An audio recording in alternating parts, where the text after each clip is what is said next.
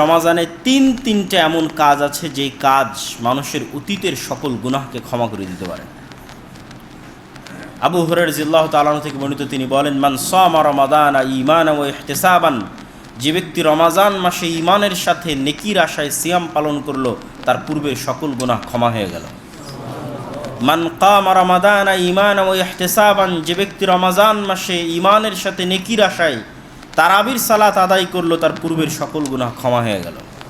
মান কামা লাইলাতুল কদরি ঈমানান ওয়া ইহতিসাবান, যে ব্যক্তি রমাজান মাসে লাইলাতুল কদর পেল এবং লাইলাতুল কদর জাগ্রত করার চেষ্টা করলো, তার পূর্বের সকল গুনাহ ক্ষমা হয়ে গেল। তাহলে একই রমাজানে আমরা তিনটে এমন ইবাদতের সুযোগ পাচ্ছি যার প্রত্যেকটার বিনিময় পূর্বের সকল গুনাহ ক্ষমা হয়ে যাওয়া। 1 রমাজানে সিয়াম পালন করা, 2 রমাজানে তারাবির সালাত আদায় করা, 3 রমাজানে লাইলাতুল কদরকে অনুসন্ধান করা, লাইলাতুল কদরে ইবাদত করা। 30 দিনে এমন 3টা আমল আমাদের সামনে আছে যা অতীতের সকল গুনাহকে ক্ষমা করে দিতে পারে। তবে হ্যাঁ, প্রত্যেকটার সাথে 2টা শর্ত যুক্ত করা আছে। নেকির আশা ঈমানের সাথে। নেকির আশা কি? নেকির আশার দ্বারা নিয়তের বিশুদ্ধতা উদ্দেশ্য। আপনারা সকলেই অবগত আছেন যে ইন্নামাল আমালু বিন্নিয়াত, ইসলামে আমলের কবুলিয়ত নির্ভরই করে আমি কি উদ্দেশ্যে আমলটা করছি। শুধু তাই নয়, নিয়তের ত্রুটির কারণে সৎ আমল দিয়ে মানুষ জাহান্নামে যাবে, সৎ আমলের কারণে জাহান্নামে যাবে। সেই বিখ্যাত হাদিসও আপনাদের জানা আছে, যেখানে আলেমকে জাহান্নামে নিক্ষেপ করা হবে, শহীদকে জাহান্নামে নিক্ষেপ করা হবে, দানবীরকে জাহান্নামে নিক্ষেপ করা হবে, না চুরি করার অপরাধে, না ডাকাতি করার অপরাধে, না জেনা করার অপরাধে, জিহাদ করে শহীদ হওয়ার অপরাধে, আল্লাহর রাস্তায় দান করার অপরাধে, আলেম হয়ে আল্লাহর রাস্তায় দাওয়াত করার অপরাধে জাহান্নামে নিক্ষেপ করা হবে। মানে এই 3 শ্রেণীর মানুষকে চুরি, ডাকাতি, জেনার অপরাধে আল্লাহ জাহান্নামে দিচ্ছে না। সে আল্লাহর রাস্তায় জিহাদ করে শহীদ হয়েছে, এই অপরাধে জাহান্নামে যাচ্ছে। সে আল্লাহর রাস্তায় দান করেছে, এই অপরাধে জাহান্নামে যাচ্ছে। সে আল্লাহর রাস্তায় জ্ঞান অর্জন করেছে, জ্ঞান অর্জন করে জ্ঞান শিখেছে, এই অপরাধে জাহান্নামে যাচ্ছে। কেন? এই প্রত্যেকটা ভালো কাজে তাদের নিয়ত বিশুদ্ধ ছিল না।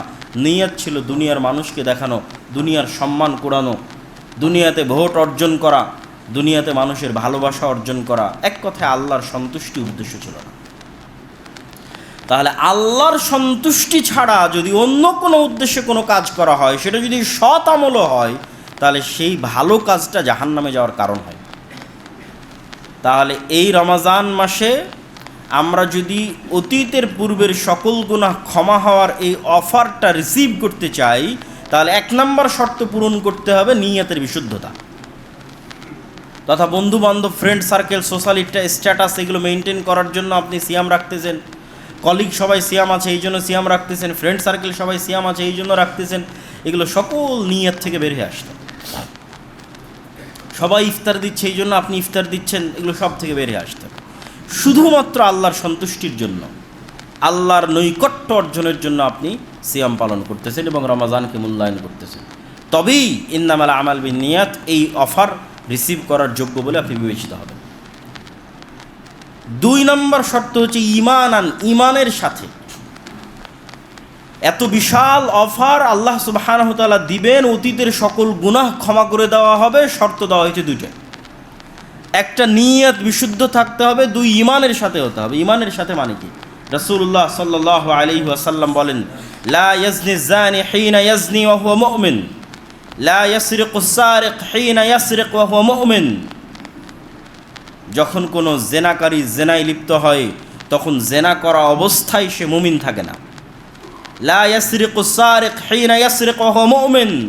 যখন কোনো চোর চুরি করে, চুরি করা অবস্থায় সে মুমিন থাকে না। তাহলে বোঝা গেল, মানুষ যখন কোনো গুনাহের কাজে লিপ্ত হয়, তখন তার অন্তরে পূর্ণাঙ্গ ঈমান বিরাজ করে না ঈমান কমে যায়? কমে যায়। তাহলে এবার এই শর্ত পূরণ করতে হলে দ্বিতীয় শর্ত হচ্ছে ঈমানের সাথে, মানে গুনাহবিহীন পূর্ণাঙ্গ ঈমান অবস্থায়। তো পূর্ণাঙ্গ ঈমান অবস্থায় কোনটা? গুনাহবিহীন অবস্থায়। তাহলে রমাজানের এত বড় বিশাল অফার আপনি পাবেন এই শর্ত পূরণ করলে যে আপনি গুনাহবিহীন অবস্থায় সিয়াম পালন করতেছেন। আর যদি গুনাহবিহীন অবস্থায় সিয়াম আপনার না হয়, তাহলে আসলে তো আপনি সিয়ামই রাখেননি।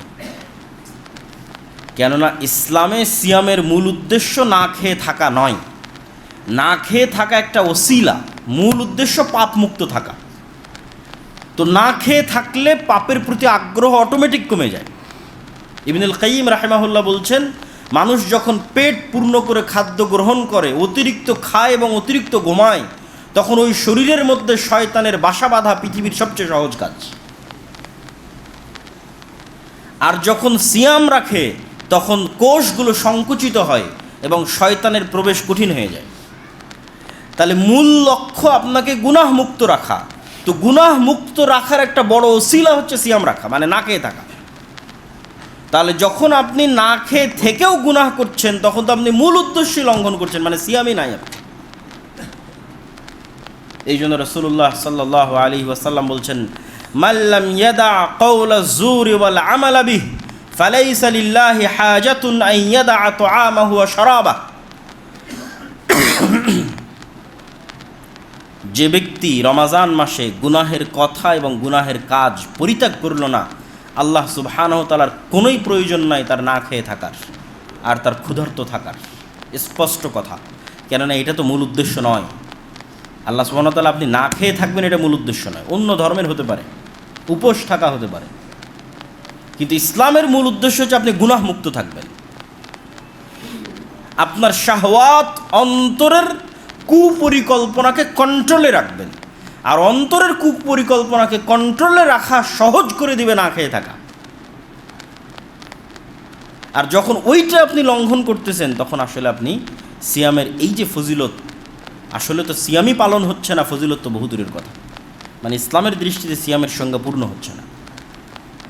আল্লাহ কি দিয়ে রমাজানকে সম্মান জানাবে? পৃথিবীতেও মানুষকে প্রতীকী সম্মান জানানো হয়। হ্যাঁ, প্রতীকী সম্মানের কিছু শিরক, কিছু বেদাত, কিন্তু তারপরও প্রতীকী হিসেবে সম্মান জানানোর ধরন আছে। কোথাও পুষ্পস্তবক, ফুল অর্পণের মাধ্যমে সম্মান জানাচ্ছে, কোথাও লাল গালিচা দিয়ে সংবর্ধনা দিচ্ছে, কোথাও গার্ড অফ অনার দিয়ে সংবর্ধনা দিচ্ছে, কোথাও তোপ বিস্ফোরণের মাধ্যমে 21 তোপের সালামি, 7 তোপের সালামি দিয়ে সম্মান দিচ্ছে। তাহলে পৃথিবীতে প্রতীকী সম্মান জানানোর বহু ধরন প্রচলিত আছে।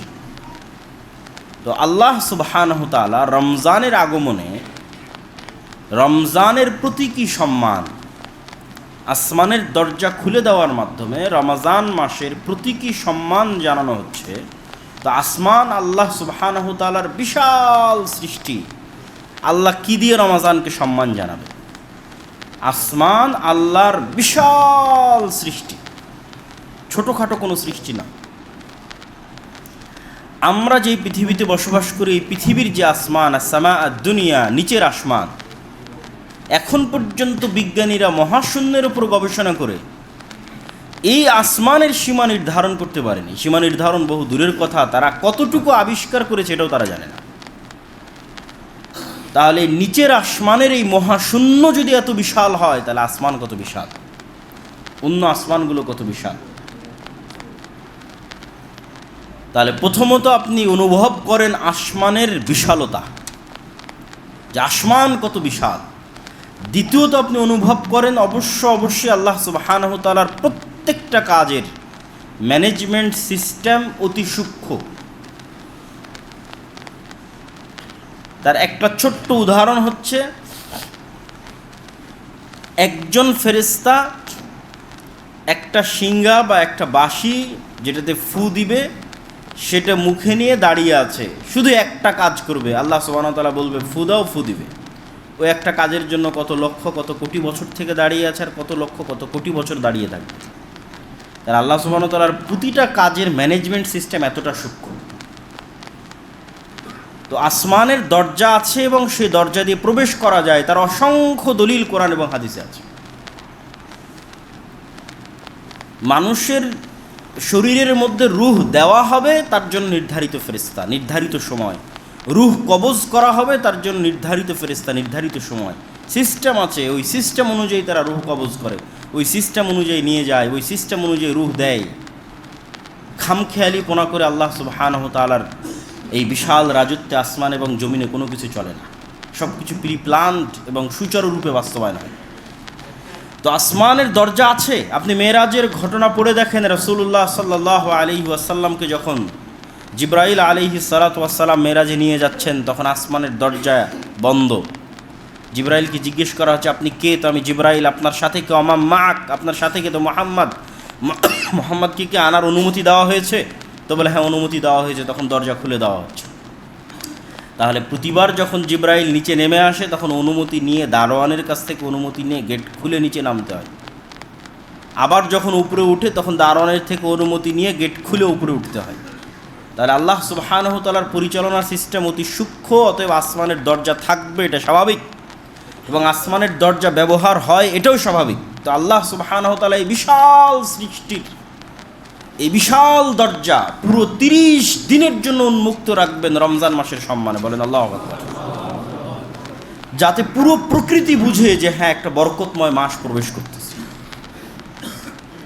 ওয়া ফুতিহাত আবওয়াবুল জান্নাহ, জান্নাত সৃষ্টি অবস্থায় আছে, জাহান্নাম সৃষ্টি অবস্থায় আছে।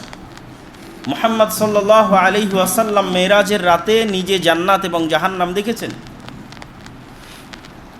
এবং জান্নাতের দরজা আছে। কোন দরজা দিয়ে কে প্রবেশ করবে তার সিস্টেম আছে। জান্নাতের স্তরভেদ আছে, সুযোগ সুবিধা এবং ফ্যাসিলিটির পার্থক্য আছে। এগুলো প্রত্যেকটাই আল্লাহ সুবহানাহু ওয়া তাআলার সুচারু ম্যানেজমেন্ট সিস্টেম। যেমন আপনাদের বেতনের গ্রেড আছে, ঠিক তেমন জান্নাতেরও গ্রেড আছে, এবং জান্নাতের ওই গ্রেড এবং ওই স্তরগুলো দরজার ভিত্তিতে নির্ধারিত হয়। তাহলে আল্লাহ সুবহানাহু ওয়া তাআলার এক বিশাল সৃষ্টি জান্নাত, আল্লাহ সুবহানাহু ওয়া তাআলার এক বিশাল সৃষ্টি জাহান্নাম। তো আল্লাহ রমজানকে প্রতীকী সম্মান জানাবে। দুনিয়ার মানুষ কেউ ফুল দিয়ে, কেউ গার্ড অফ অনার দিয়ে সম্মান জানাচ্ছে। এবার রমজান আসবে, তো রমজানকে সম্মান জানানো হবে। তার জন্য এই আসমান এবং জমিনের বিশাল বিশাল সৃষ্টিকে কাজে লাগানো হচ্ছে সম্মান জানাতে। একটাও ছোটোখাটো কোনো সৃষ্টি নয়, বিশাল বিশাল সৃষ্টি। একটা সৃষ্টি আসমান, একটা সৃষ্টি জান্নাত, একটা সৃষ্টি জাহান্নাম। এই বিশাল বিশাল সৃষ্টিগুলোকে আল্লাহ সুবহানাহু ওয়া তাআলা প্রতীকী সম্মান জানানোর জন্য কাজে লাগাবেন। তো তার একটা কি? ফুতিহাত আবওয়াবুল জান্নাহ, আল্লাহর বিশাল সৃষ্টি জান্নাতের সকল দরজা এই 30 দিনের জন্য খোলা থাকবে। ওয়া গুল্লিকাত আবওয়াবুন নার, আল্লাহ সুবহানাহু ওয়া তাআলার সবচেয়ে ভয়ঙ্কর সৃষ্টি জাহান্নাম। এই ভয়ঙ্কর সৃষ্টি জাহান্নামের দরজা রমজানের সম্মানে প্রতীকীভাবে 30 দিন বন্ধ রাখা হবে। ওয়াসুলসিলাতি শায়াতিন, শয়তানকে শৃঙ্খলাবদ্ধ করা হবে। সম্মানিত উপস্থিতি, আল্লাহ সুবহানাহু ওয়া তাআলা রমজানকে সম্মান জানাতে কোনো কমতি রাখেননি।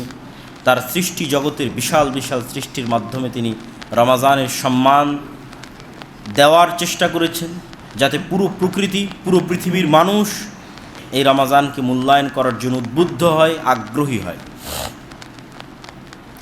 রমজানের সবচেয়ে বড় ফজিলত